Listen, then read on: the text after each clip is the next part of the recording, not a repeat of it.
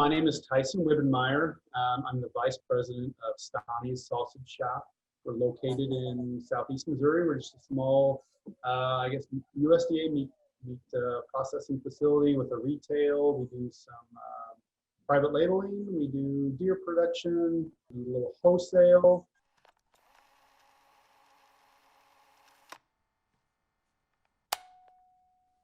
Our business started in 1959. I'm the fourth generation, so it was my great-grandfather Stanislaus is where the name comes from. His nickname was Stonie. And so, like I said, 1959, he started as just a very small, almost a hobby type of facility. It was very, very small. Everything was done very primitively, cabinet smokehouses. I don't think he had much equipment really to speak of. I know they didn't have any slicers. Everything was done by hand. Didn't do a lot of products, and a lot of what he did was just custom curing for customers. Back then, you know, everybody processed their own hogs and beef, so he did a lot of just curing of hams and bacons for customers. And then we just kind of evolved into a little bit more retail, and then there was lots of expansion in between then and now. Some of the key milestones, I guess, when my dad joined the business, when my great-grandfather passed away, he joined my grandfather.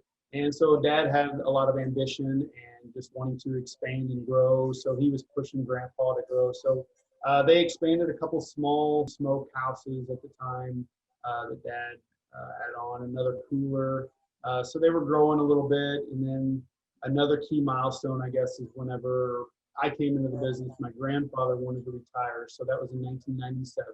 When I came on board, Dad was smart enough to form a LLC and a corporation. So the business name is in a corporation, and then the real estate is in an LLC, just to keep that segregated there and keep a little bit of a legal firewall, I guess, if you will, and also structured for succession and retirement and things like that. So the real estate, we can always hold on to that LLC and rent to the corporation.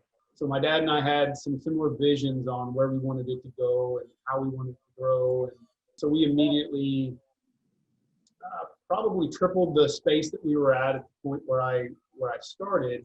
We built the building, and that's where we're at currently. So that milestone was very, very big. It was a huge step.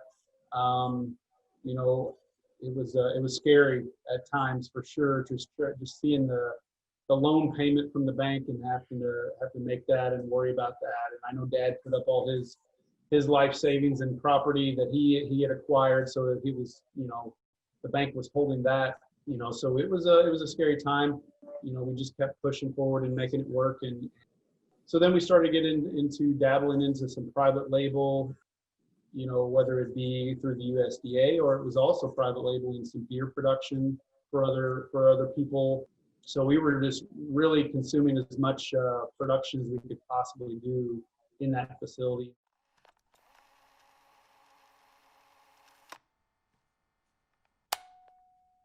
We are just a further processing facility. We don't slaughter anything. We never have. And so we source our products from just some food service industries that we deal with that are getting it from your large slaughter plants. We're buying in, box meat and things like that.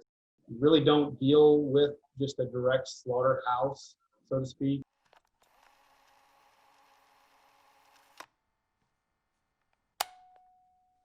We have a wide range of products that we offer now, from fully cooked, ready to eat, to fully cooked shelf-stable products like snack sticks, jerky, tons of deli meats. We do bacons and hams, fresh sausages, fresh brats. We've probably got 30-some varieties of bratwurst that we offer on the fresh side, and another, I would say, 10 or so fully cooked bratwurst ready to eat. We do lots of snack sticks.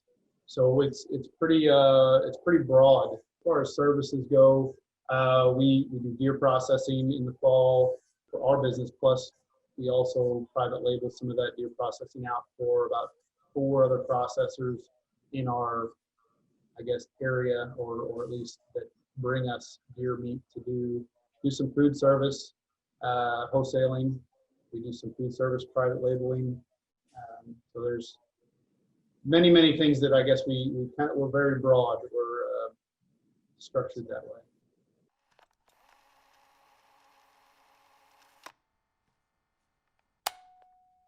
Our customers range from, we've got the retail side, so we're close to the interstate. We got tons of billboards up, so we're drawing a crowd from the interstate traffic. So we're constantly getting in people from the interstate traveling up 55 north and south.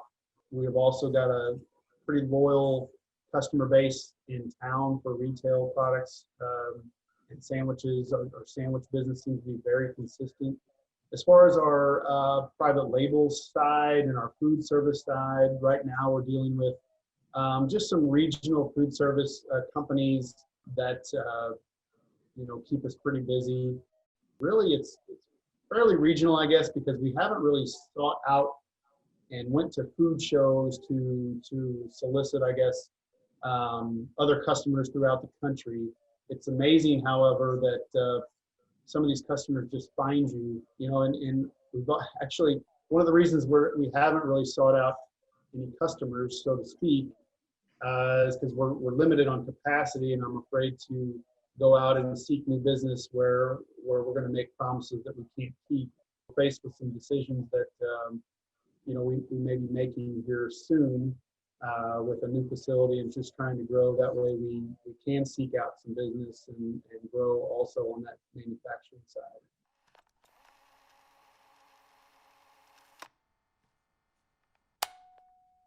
I think the greatest opportunity that we've had is just opening our doors to a private label market. And we've seen that has got the highest ceiling of growth. And we're trying to, I guess, position ourselves in that market to where we can grow. Again, that's going to need to probably have a new facility in mind to grow and to be able to capture that market. Anytime we have an opportunity, we always have to try to evaluate it and keep an open mind. We look at the pros and cons to it. We look at the initial investment maybe that we would have to take on to capture that opportunity. And it really becomes a math equation at that point, and just to see if it's profitable. There has been opportunities out there that we've backed off from, because when you run the numbers on it, some things make sense and some things don't. And actually it was a couple of weeks ago we had to kind of back off from an opportunity because we were doing the numbers, and we hated to turn it down, but it really just didn't make sense for us to pursue it.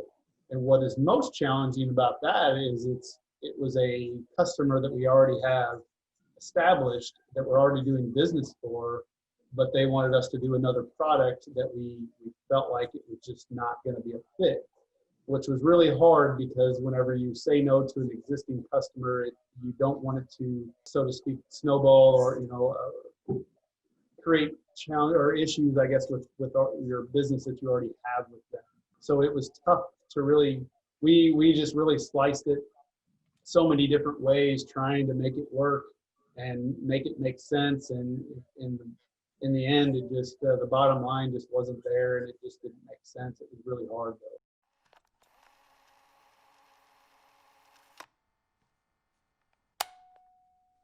We've always had customer service as a focal point, I think, through our family business. It's always been about the customer and making sure that they're, always at the top of the list as far as priority goes, and doing the best we can possibly do. And I think that's a mindset that we've always had. But on top of that, just good employees around us that know that mentality and still keep it as a forefront in their minds also. And, so that's always, I don't know, it's definitely something that's been a priority for us and has worked well.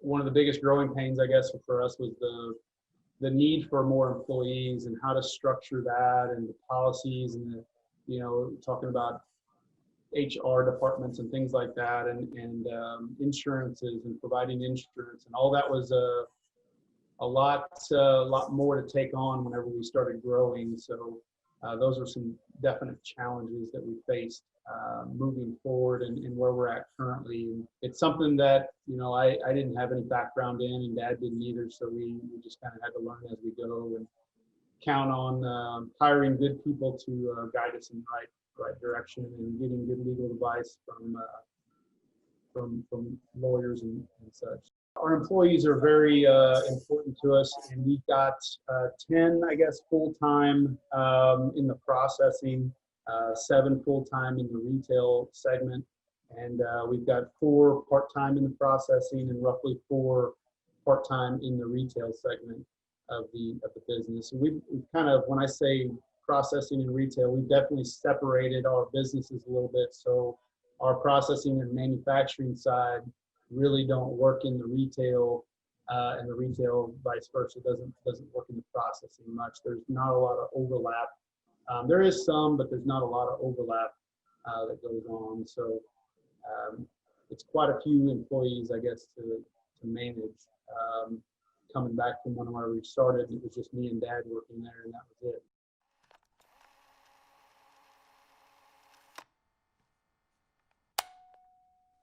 With our recent battle with the COVID thing and with the slaughterhouses, getting shut down, that's a glaring example of how we're vulnerable to that, and how to combat that and be prepared for that. I really don't have those answers. I wish I did.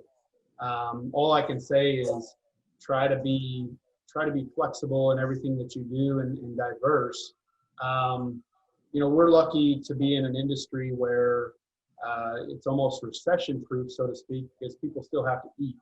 But if you're locked into one segment, I guess, of that market, and you get hit with something like this this year, it can be really challenging. We were lucky to divert some. We have, for instance, food service companies that we're dealing with and that we're selling to. Obviously, the food service industry really took a hit with restaurants and catering and things like that. And I was pretty proud of those. There was a couple companies that we're dealing with that were in the food service, but they took an approach where they diverted their business more towards, they were trying to get into grocery stores because they knew grocery stores were getting overwhelmed at that point. So they diverted some of their business, which again kind of made our business steady. We were able to capture some of that as well, and we work with them getting into those business. So we're set up on our packaging department where we can package for the retail world, and we can package for the food service world. For us, we could just kind of angle our lines going whatever way we want to go and try to produce at that level. I think for some it's not as easy, but I guess we were just fortunate to have the ability to do both. And it scares me. I've talked to some other processors out there that have kind of narrowed their field in what they do and really, I guess, focused solely on maybe one type of product, and that would scare me a little bit, especially being in this world we're in right now. If that avenue gets shut down, then what do you do? But a lot of our small processors, I think, have the ability to kind of go in different directions, and that's part of the benefit of being small. If you're getting too big and you're in an avenue that gets shut down, that makes it a little bit difficult.